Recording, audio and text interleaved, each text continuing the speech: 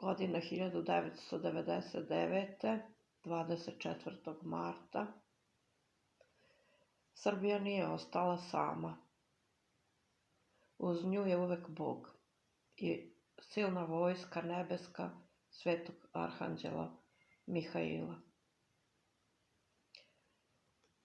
Molitva za mir je pesma koju sam napisala kao sećanje na ova dešavanja, a danas mi je stigao zbornik 29.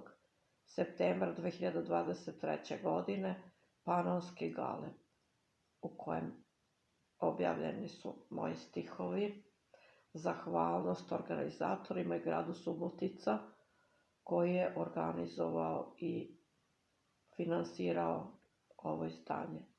Zahvalnost društvu Sloga grada Subotica. Molitva za mir. Čudesni orle s krstovim štitom, krunu i ocila nosiš ponosno. Napadan često, spaljivan pritom, vaskrsavaš i uzdižeš se beskrajno.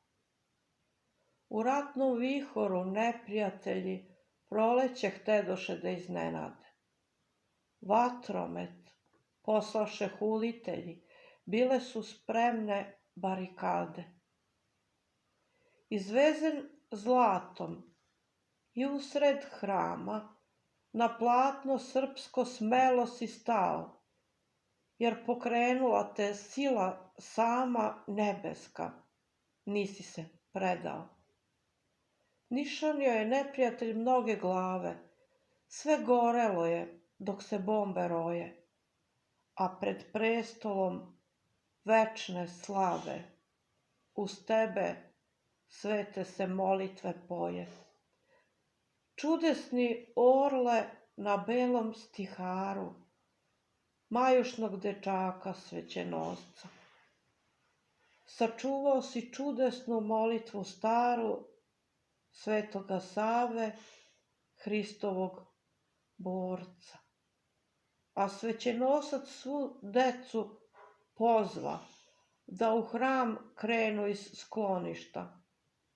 Uz kolač, žito, za mir molitva uzneta je protiv ratišta.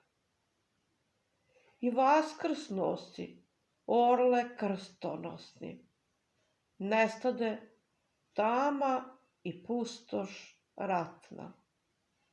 Na srpskom platnu grb ponosni zauvek krase ocila zlatna. Radislava Bokšan.